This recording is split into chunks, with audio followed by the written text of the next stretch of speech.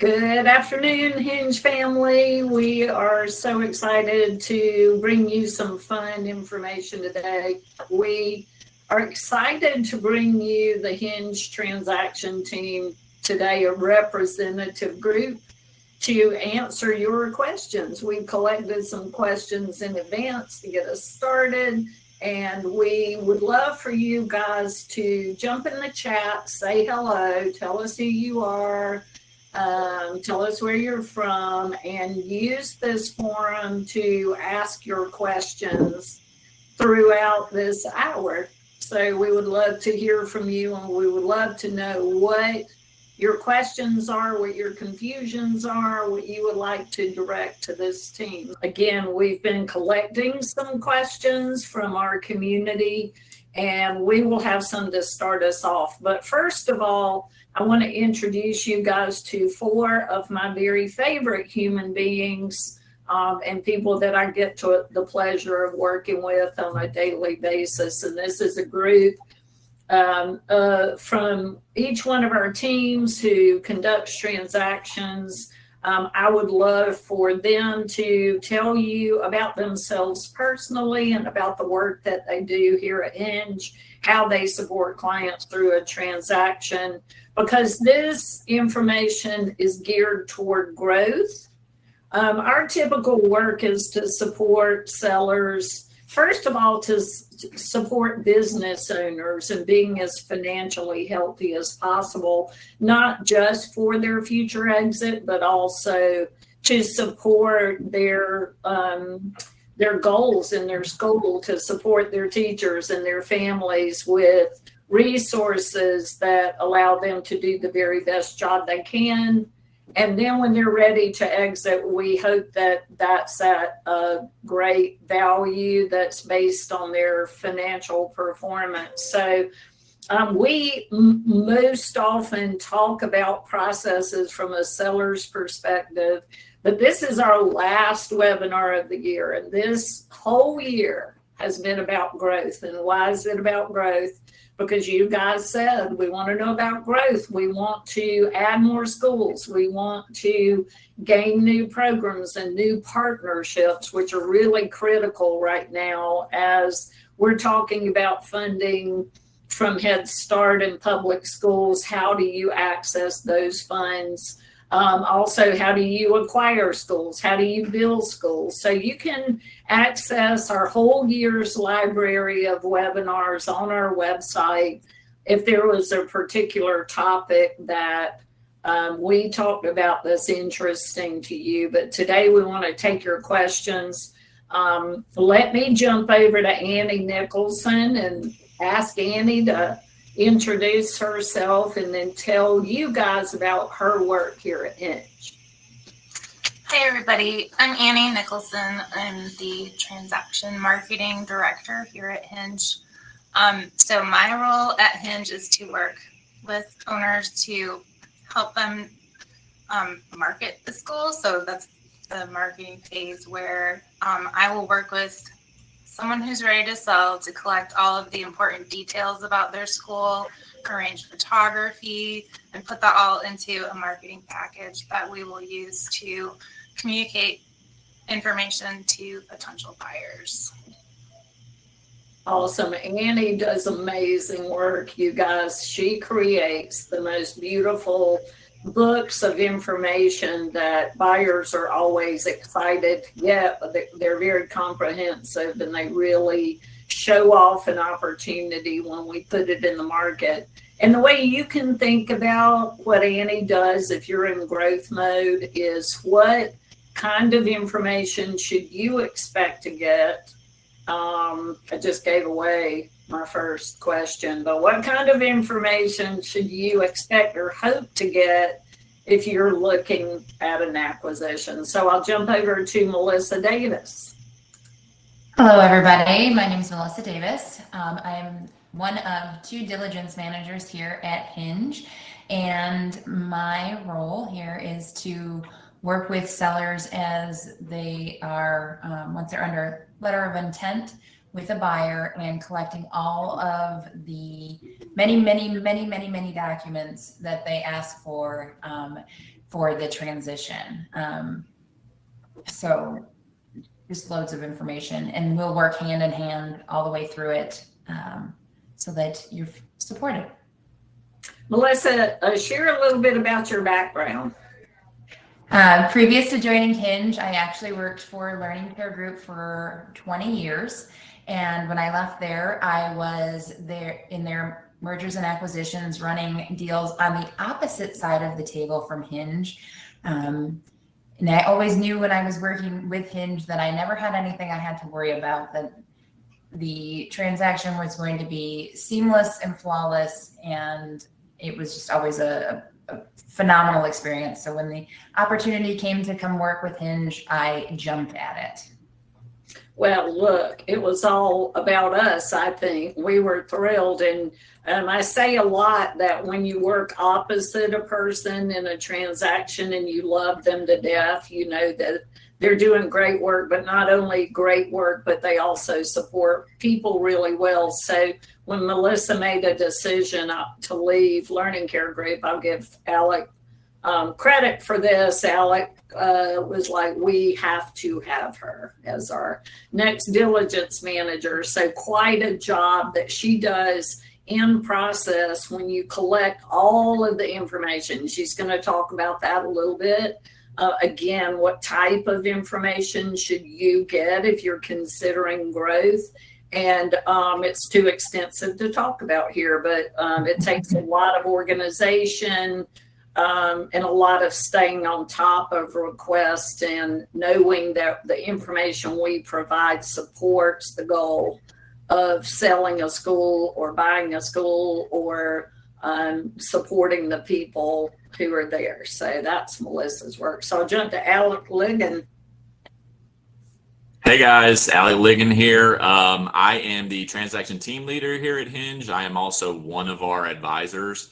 Our transaction team consists of 5 sell-side advisors, including myself, 3 financial analysts, one of which is Marty Wren, who you will meet here in a moment, 2 diligence managers, like Melissa mentioned before, and 1 Annie Nicholson. So we have quite an extensive team here at Hinge that is here to support you when you go to sell. But with that being said, everything we say today when we mention your growth opportunities, you should also be considering what it does for you in an effective selling. And I'll mention this more as we discuss more things moving forward. But always in the back of your mind, be thinking, okay, does this strategy or what we're talking about correlate to my future exit plan?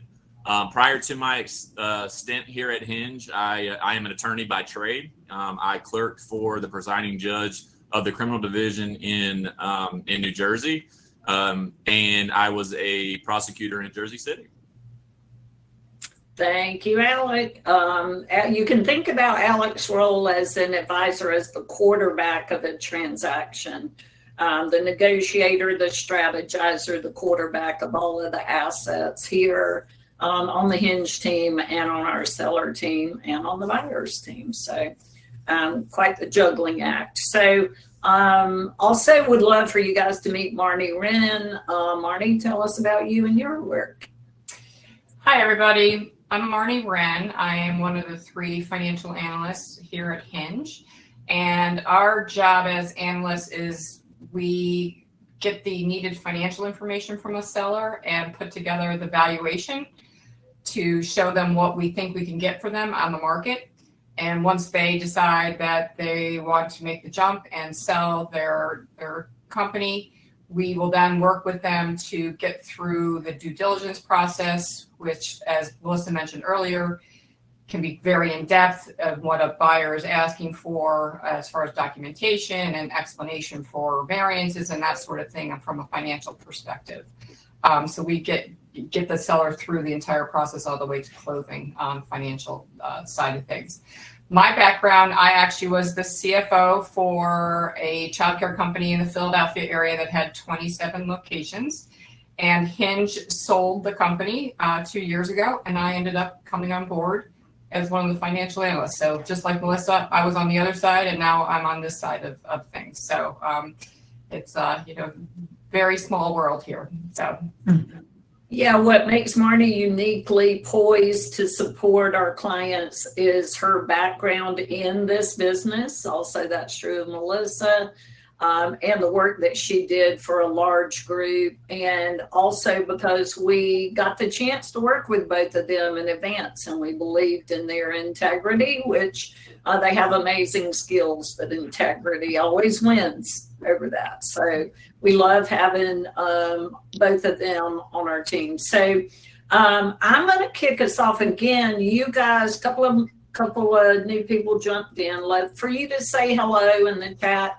But think about your questions. You can put them in the Q&A as well. But I'll keep a close eye on the chat. I'll jump over to Q&A periodically. But I'll get us started with some of the questions that we received in advance from some of our guests who either couldn't be here or asked us to address these questions. So this one's going to be a little bit loaded because we could be here for the whole hour talking about my first question. But we have a guest who was purchasing a school. So looking at an acquisition of an existing school, they want to know what information they should either request or expect to see. So Annie, can I jump over to you first? You create our beautiful marketing packages, and maybe you could start us off by talking about all of the information that goes into that package. Sure. So from the marketing side, when you're buying a school, you want to look for a package that feels very complete and transparent.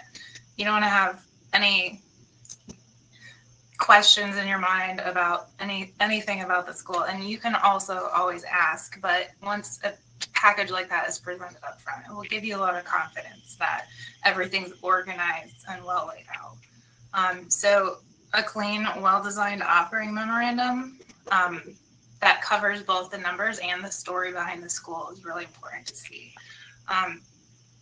Up-to-date, accurate photography of classrooms, playgrounds, and lobbies. Also aerial photography, which adds information about the entire building as well as the surrounding areas. You might want to look for, we do include reviews in our offering memorandums, but like reviews from Google, Facebook, Yelp, that reflect active engagement and like with families and the community. Another thing is just consistent naming, logos, messaging throughout all of the school's materials. So even as a buyer, pay attention to how the opportunity is presented. So major components that we like to present in an OM, just really easy to interact with and navigate is very important so that it's easy to get to different places in the OM. You might want to see some of these are 60 pages long or more. So being able to navigate is really important. We really prioritize the relationship with our owner clients. And I put a lot of love and detail into every OM to make sure each school story is represented accurately. This level of care also serves our group of buyers by presenting information in a consistent format every single time. So in our OMs, you'll see offering summaries that just kind of give an overview, a lot of visual aids like maps that help you understand things geographically, high quality photographs that Hinge covers the cost of, floor plans, a financial analysis, of course. We talk about school operations like philosophy, curriculum, all of the operating details, tuition rates, software systems. It's extremely comprehensive. Staffing, what are the staff benefits? How is the staff trained? Is the school involved in the local community? And then, of course, the location and facility descriptions, which is usually a page or two per location. You give a little demographic snapshot, a narrative overview, and more photographs. So there's a ton that goes into it, but it's not just a packet of numbers. It's a storytelling document. And just connecting everything in a way that reflects like the personality and the potential of each school. Amazing. Thank you, Annie. I like the way you frame that with the storytelling, because it's not just information. It really should give the buyer or potential buyer a good overview of what the assets of the school are and maybe what the potential future of the schools could be. So going in order of work and flow with the way that you would consider an acquisition, Marnie, can you talk to us about the numbers side of it? I know this is always a big question. What numbers should I get? What should I have a different question later on. Someone asked about the value, which we'll hop to next, but what information should people get and what should they consider if they're looking at an acquisition? Sure. That's a loaded question because every school is going to be a little bit different. But number one, you want to get the last 2 fiscal years of their profit and loss statements.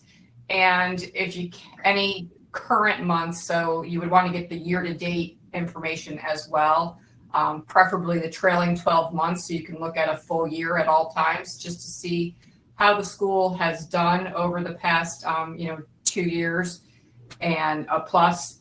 And your whole goal is to determine what kind of ongoing cash flow the location is going to generate for you, which sounds easier than it is because you need to look at a P&L and realize if there's any owner costs that are buried in there that need to come out of the picture, which would actually make the bottom line, which is I don't know if you guys have heard of EBITDA, which is earnings before interest, taxes, depreciation, and amortization. And that basically is your cash flow. It's what amount of money is the school without any of the owner's expenses in there generating, and what can you expect to get out of that school going forward.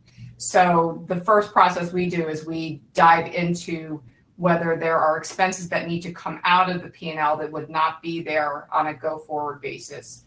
We also would look at things like the rent.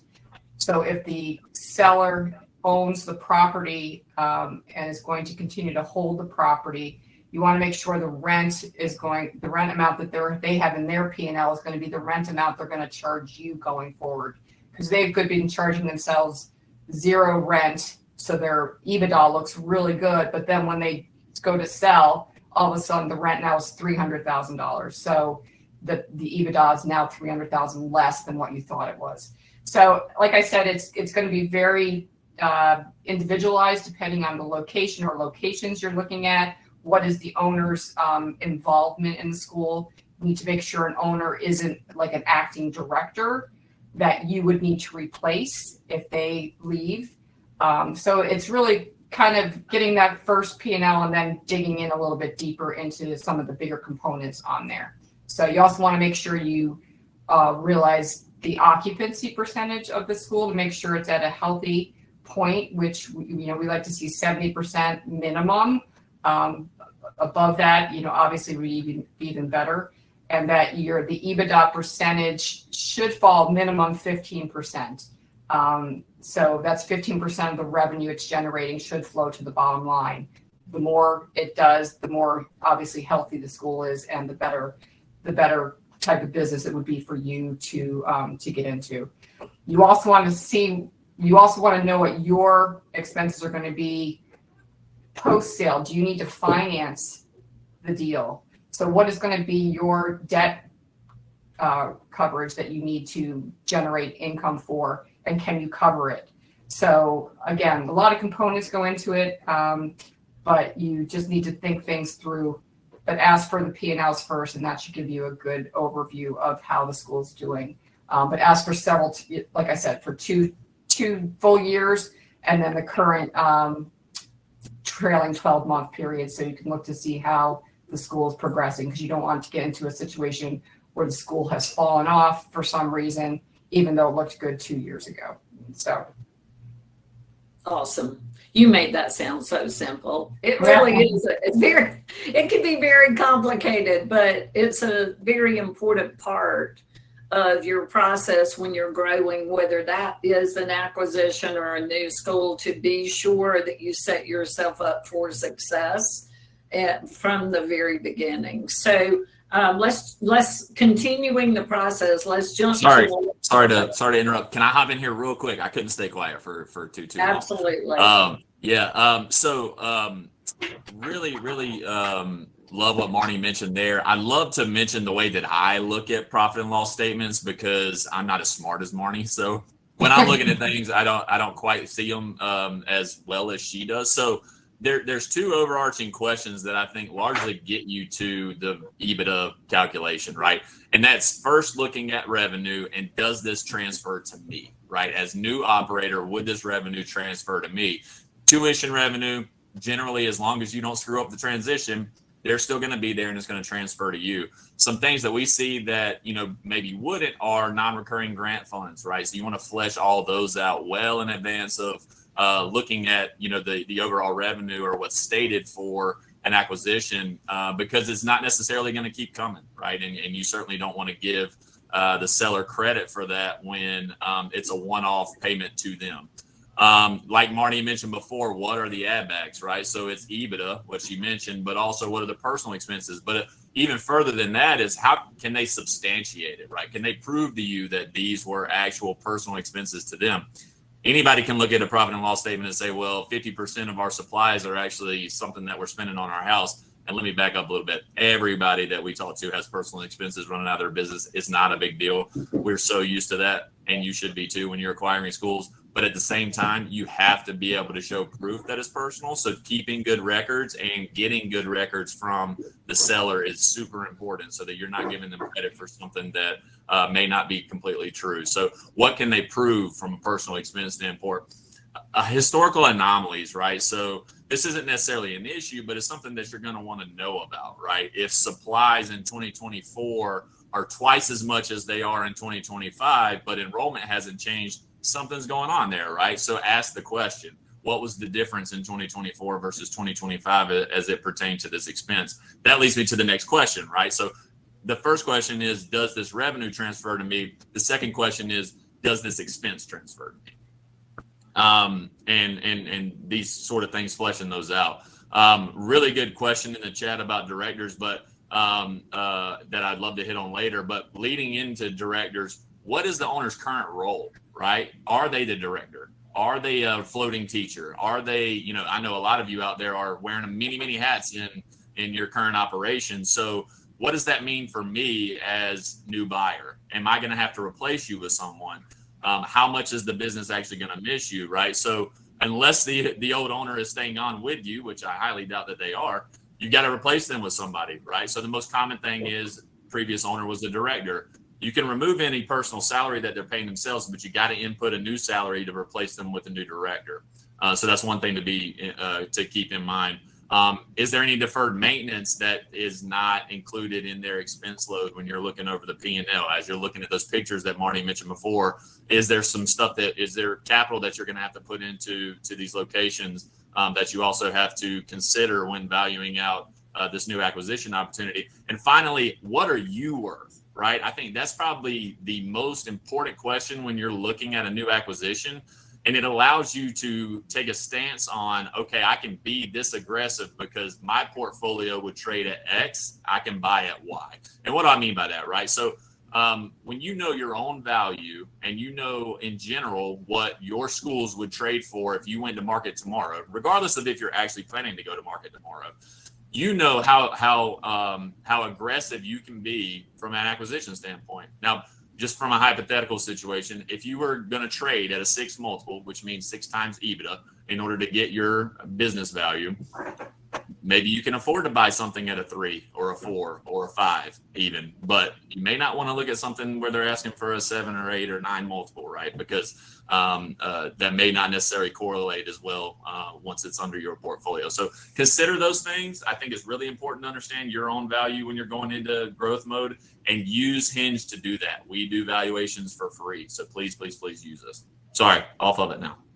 That was fantastic. Actually, you just knocked out about 3 more questions, and I'm going to jump back to the original question. Get Melissa to talk to us about collecting diligence info, and then we do have some great guest questions that I think would be good for you to weigh in on, Alex. So, Melissa, talk to us about the all the information requests that a person should consider if they're acquiring an operating school. And of course, some of this also translates to a new building that might not have a business operating in it, but talk to it comprehensively. And then of course, our guests can pick out the parts that make sense.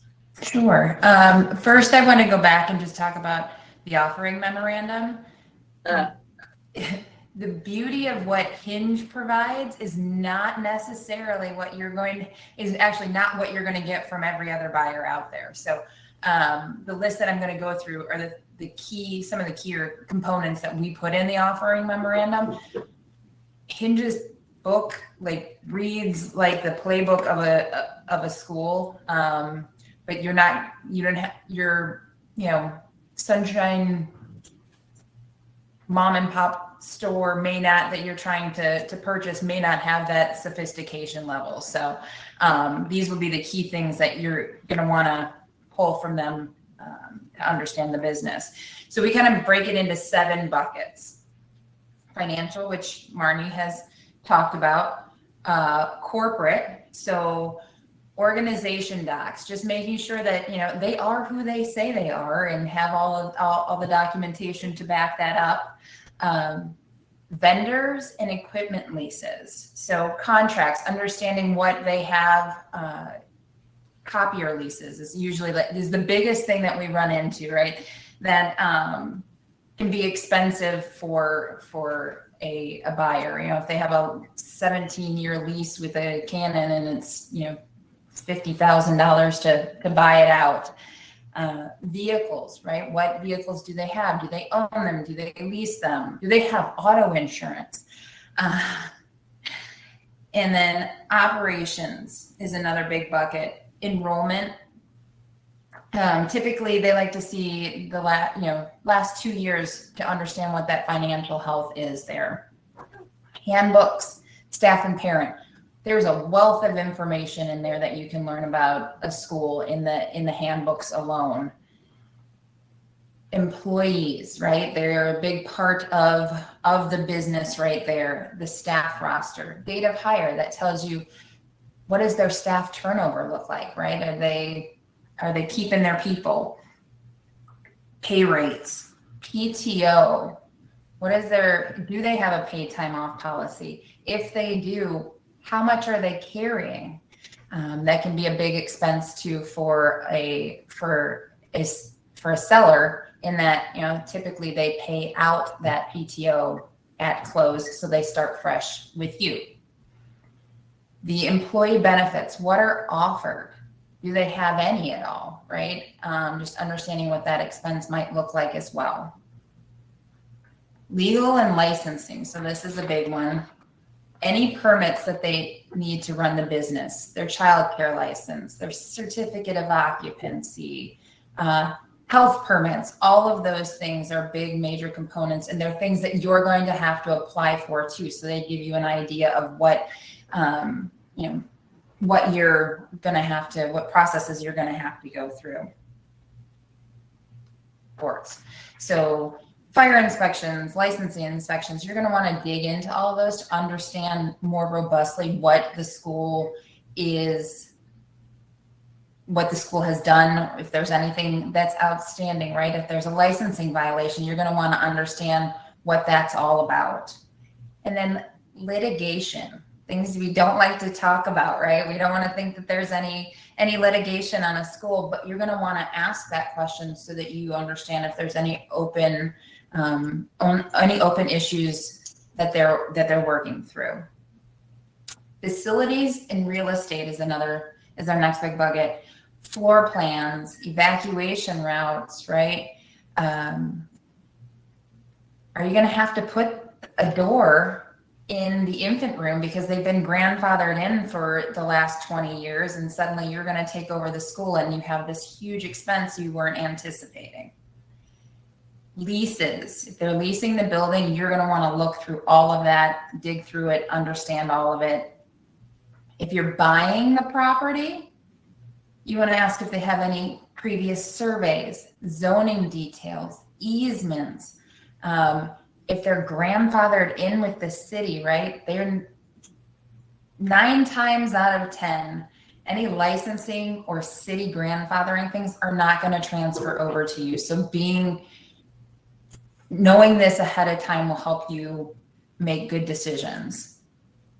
And then finally, marketing and IT. So any documents that they have related to their trade names, their trademarks, logos, website domains, all those things that you just take for granted that are running in your business, you're going to want to look at those and understand what they do.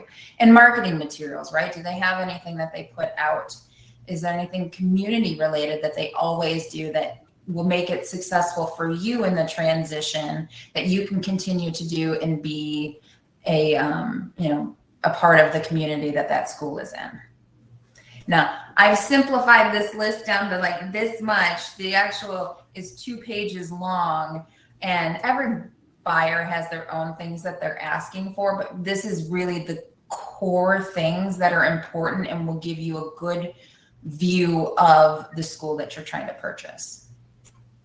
Yeah, thank you for that, Melissa. And basically, you want to be sure that what you think you're getting is what you're getting. So typically, you will make an offer and enter into a process and then be able to confirm as you go through the process that what you're purchasing is solid and you can count on it. So thank you for that. I'm going to jump over to the Q&A before I take any of our outside questions again. And Alec, we have a couple of strategy questions that I think would be good for you to tackle for us. The first one is, what kind of executive position should we have if we're going to add more schools across different states? So sounds like we've got some geography going. We're going to add more schools. We're going to be in multiple states. How do we need to think about executive positions? So we call inside the school 4 walls. So 4 walls, expenses, and positions. But talk about the outside of the 4 walls positions. Sure. Yeah. Great question. So I'll start at the top, right? Chances are you are your own CEO, right? But as you get to a certain level, this might be a position that you obviously need to hire so that you're not, taking the time to do that. Obviously, you need to be to a certain size in order to get there. But that's top. That's level 1, right? I'll say that most buyers that we work with when they're moving into a new market, even within the same state, typically looks for an acquisition of 3 sites or more. And the reason for that is that they want to be able to share resources amongst the locations. But also with that, I think that's the lowest level where they can justify adding a regional, right? So as you're moving into new states, you're definitely going to want a regional over at least, at most a state. I've seen regionals handle anywhere from 3 to, in some cases, 9 and 10 schools. I don't know that I would necessarily recommend having a regional over that many schools. A lot of it is dependent on their ability to reach those schools within a month. I think that's probably what most operators that we speak with want to, at minimum see their regionals inside each school. So it's very travel dependent, but that's another position that you obviously want to look at. A CFO, chances are if you're just starting in the industry, you're using a third-party vendor to handle this for you now, but perhaps as you grow to scale, you end up hiring one in-house. Also, as you move into different states, you really, really need to consider a licensing guru, if you will, to make sure that you stay in compliance with that state. And as you're growing in a new state, you're going to want one to help you with transitions anyway and relicensing. So those are probably the main positions to consider. I think each operation is a little bit different depending on your preference. And also, obviously, whatever you're looking at in that state is going to dictate how many of those positions you may actually need. But I think that touches on the main pieces from an executive team standpoint. Yeah, agree with that completely. A few more that come to mind for me that we've seen more recently, actually since COVID, we're seeing a lot more pulling off of the directors of the recruiting functions. So there very often will be a more localized HR person.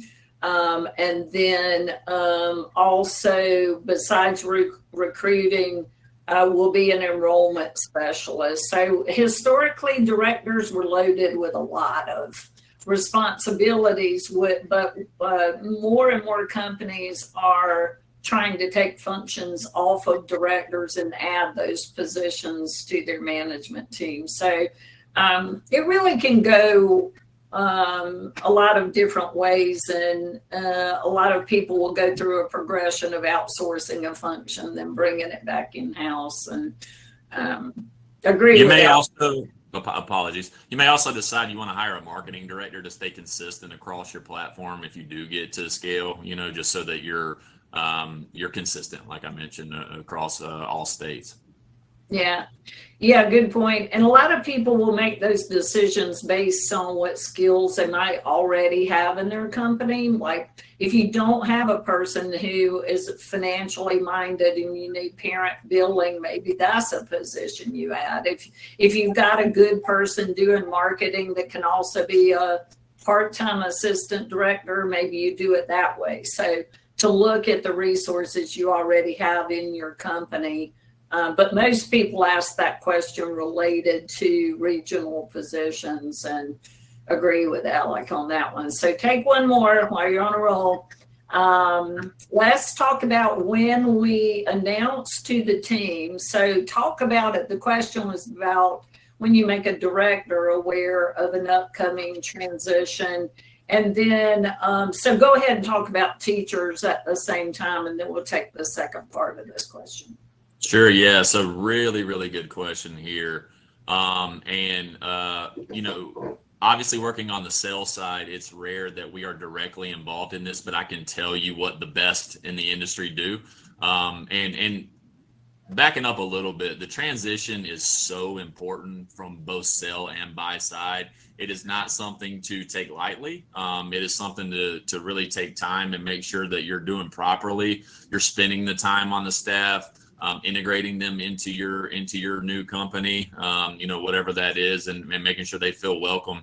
And I think that, just to answer this question, involving the directors earlier than the rest of the staff is really important.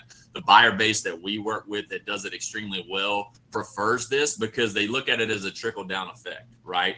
A lot of this is dependent on your relationship with your directors, but I'll say as a whole, including your directors early allows for them to be on your team when you announce to everybody else, right? Because the first thing your teachers are going to do is go to the director.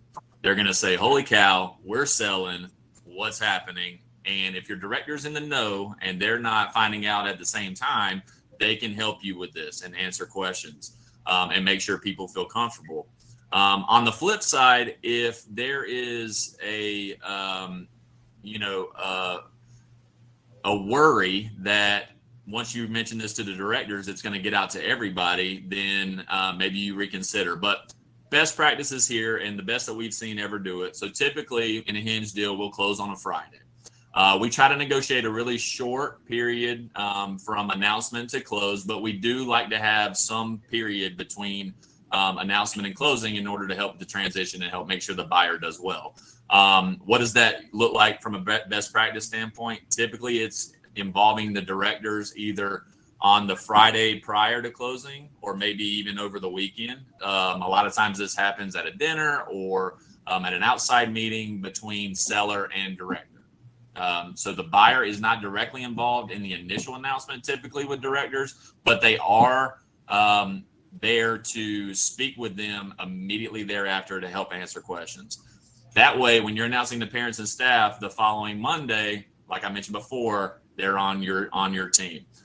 This all goes out the window if you have a director that's going to feel like they are, they've been a part of the seller family forever, and how could you not involve me in this? And so it's very dependent on the family concept within the acquisition that you're making. But the best that we've seen from a best practice standpoint happens a few days before you're announcing to the rest of the staff and parents. In conjunction with that, when you're announcing to staff and parents, do that simultaneously, because once staff knows, parents are going to know, and you want them to know from you, right? So the best transitions that we've seen from buyers are the announcement happens to staff on a night, typically Monday night for a Friday closing, and an email immediately goes out to parents after the meeting or during the meeting even. At that point, the new buyer will stay on site for almost the entire week in order to onboard staff, answer questions of staff, and also be there to answer questions of parents, right? Nobody's going to hear anything that anybody says the night that you announce that you're selling. So it's really important that you stay there in the following days to help answer those questions. It's always going to be, do I still have a job? Is my pay changing? And what does my role look like moving forward? And parents are going to say, are my teachers staying? Right. So being able to answer those questions is really, really important. I know I'm going off on a tangent here, but this is a super important question that the attendee asked. So really, really good question there. Yeah, it really is. And I'll just ask you, can it be too much time for you to announce to the staff? It absolutely can. Yeah. The worst thing you can do is, in my opinion, is have a prolonged announcement period. Some buyers need a little bit longer to transition, right? So this week-long transition period that I mentioned is not something that is set in stone at Hinge. It's very buyer dependent. And I think as long as they handle it properly, everything is okay. But generally speaking, you don't want to see more than a couple of weeks prior to closing. At that point, things start to get stale and people start to ask new questions, which are, hey, is this thing actually going to sell? And who is this new buyer that we're working with? Right. Too much time to be nervous. Yeah. Okay. Second part of that question, and then you guys pop any more in there, but also I have a couple more over here. Best practices for retaining the existing team. You want to take that, Alec, or you want me to wait? Yeah, I'm happy to have it. I love talking. Like I mentioned before, nobody's going to hear a word that you say after a seller says we're closing or we're selling to a new buyer, right? So being there in the days that follow is super important to help answer the questions that they came up with when they went home that night and went to sleep. So 1A is don't change pay, right? I mean, you cannot take anything away from these guys, whether it's pay, whether it's their child discounts, whether it's their PTO, it's their holidays. You can't change anything. Everything has to at least stay the same or get better for them. If not, you better be willing to pay more, right? So if you're going to ask them to do more, you got to be willing to pay more. The other thing is, how much is my day-to-day going to change? Are my hours still the same? Am I going to be asked to do something different now? How is, this new, how do you handle, things in a similar fashion to what we do, right? What are your systems and processes? So being able to, get them in a good headspace that life largely is not changing for you. All we're going to do is improve on what you currently have. Right. And I just add a little bit more to that from the buy side perspective. Being present matters, right? They need to know that you're a human that they can see, talk to, ask questions. So that's super important. And I will say, food makes everybody happy. So if you come in the morning with some bagels, or you bring in some pizza lunch, or a bowl of candy, like, again, it goes to that relationship building that's so important as a part of that transition process. That's a really good point, Melissa. It's earning trust over time. Trust can't be built immediately, but being present, being consistent, taking time, being the good guy and the hero, like Alex said, not making changes immediately, make changes slowly and with their input. those factors usually create a successful transition. So I love this next question, which is, what are the factors in your area of process that can really either slow down a deal or get overlooked? And I'm going to jump back over to Annie, and Annie's probably going to say, getting the information I need, which can be really tough. But did I steal your thunder, Annie? Annie, what can hang up a launch of a deal when you're trying to create marketing materials? I will say that we work fast when we can. So from a marketing standpoint, the biggest thing that slows the deal down is a lack of responsiveness and cooperation. The faster you can provide us with information, materials, financials, the faster we can move forward. So, but I will say that it's not just about a sale. Staying organized with your information is really going to help you in your day-to-day operations and your growth. So, I mean, it's a 2-for-1 deal, really. Thank you for that, Annie. I always say that I'm happiest when Annie's stressed out. That means a lot of things are going to market, and she's as busy as she's ever been. We're entering the year with incredible deal flow, so the market is solid. I hope you guys are seeing that opportunity on your end as well. Marty, let's go back to you. So our first part of the process, actually, could you describe the 3 processes that our analysts support, and maybe give us a highlight or 2 of each one and what might either be overlooked or slow down the process? Sure. So as I mentioned before, the first process that we do is go through evaluation process of getting the financial profit and loss statements from the seller, and we put them through our model, and I say clean them up. That's where we go through with them and pull out all the owner related normalized expenses that may not be consistent throughout the time period that we're looking at, so that we come up with a clean go forward P&L that shows what we think that school is going to generate once a sale happens. So that's the first step. Things that hold that up, I would say the biggest thing is add backs and sellers not being organized on their own personal expenses that run through the company. I always suggest that you keep those separately somehow, whether it's a separate credit card that you use for personal, or you set up a separate class in your QuickBooks or financial system so that those can be pulled out very easily. That's the biggest thing that's a stumbling block, not only for valuation, but through the due diligence process as well, I would say. The second step that we take at Hinge is before the offering memorandum goes out, we internally look at the big ticket items on the profit and loss statements and test them back to source data. So we look at the revenue, the payroll, and the rent lines of the profit and loss, and we actually tie them back to the billing system, the payroll system, and a lease if it's a third-party lease. We want to make sure that the biggest items on the P&L there's not going to be any surprises once it goes to market and a buyer comes into the picture, because they're going to want to tie it back to these things as well.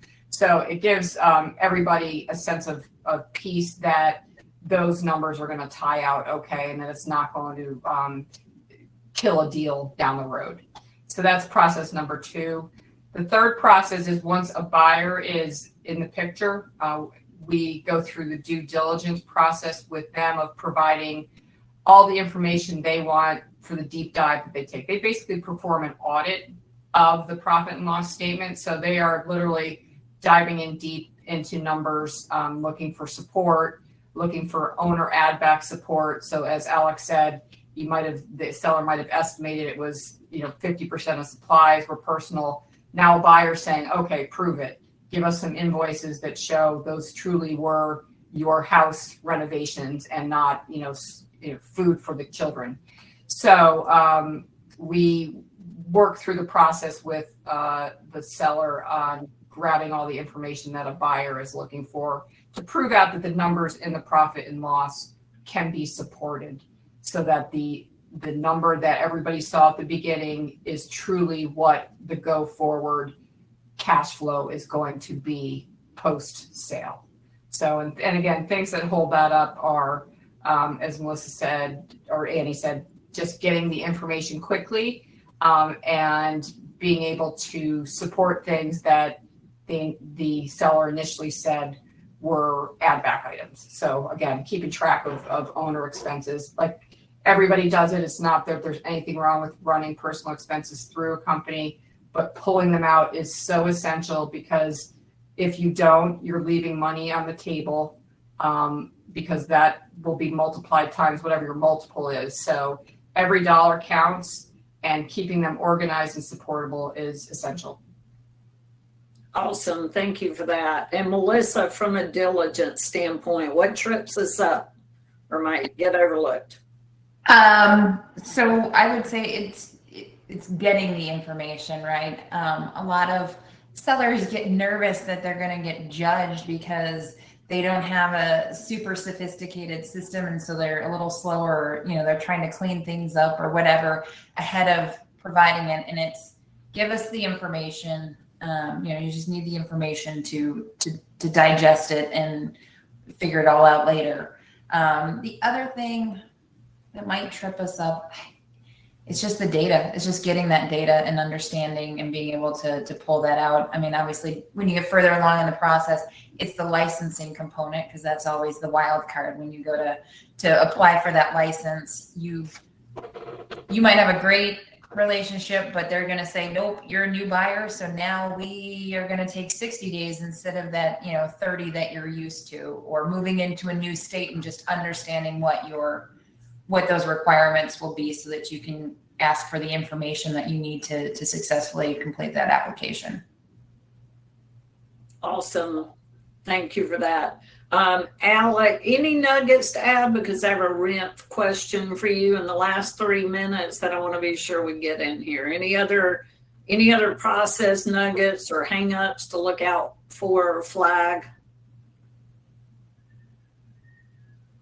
Sorry, I'm answering questions in the chat. Love this. I wish we had 2 hours to do this. Just kind of really quickly, I think it's super important as you're considering, an acquisition, that you compare your operations to theirs. What's the alignment?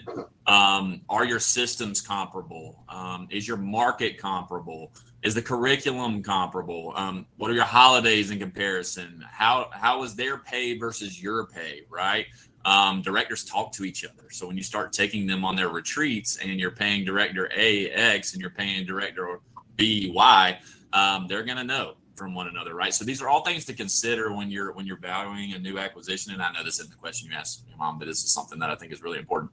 What kind of role do their directors and assistant directors play as compared to your directors and assistant directors? How are their tuition rates in comparison to yours, right? What's their PTO? We've all mentioned that many times. And then, third-party vendor leases. Are you bringing on your own copier vendor, your own maintenance person, so on and so forth? And then one other thing to consider is, what are the areas to improve on this new acquisition, right? We go back to tuition rates. If they're full, and this pertains to you too, if you are full in any classroom, you are not charging enough, right? The day that a family has to leave and you don't have someone to replace them with is the day that you can say that you're charging enough in that room. And I know that sounds really cold-hearted, and I've never operated schools myself, so don't send me any hate mail, but we strongly believe that at Hinge, and we certainly want you making as much money as you can so you can put it back in your business and pay your teachers and pay for your operation. Enrollment, is there an enrollment improvement that can be made? What about the brand, right? This is super important when you're looking at new acquisitions. How does it compare to yours? Is this something that you're going to keep? Does it have market recognition that, I've seen many times where changing the brand is a death sentence for a new operator, right? And I understand why they do it. They want to stay uniform under their own portfolio, but sometimes these brands are important to communities, right? They're important to staff, they're important to parents. So what does that look like? And then again, like we've mentioned a couple times before, what are their discounts in comparison to yours? We coach our clients constantly to keep staff discounts, but slowly filter out parent discounts. So I not only look at that as something to compare to yourself, but also an opportunity to improve.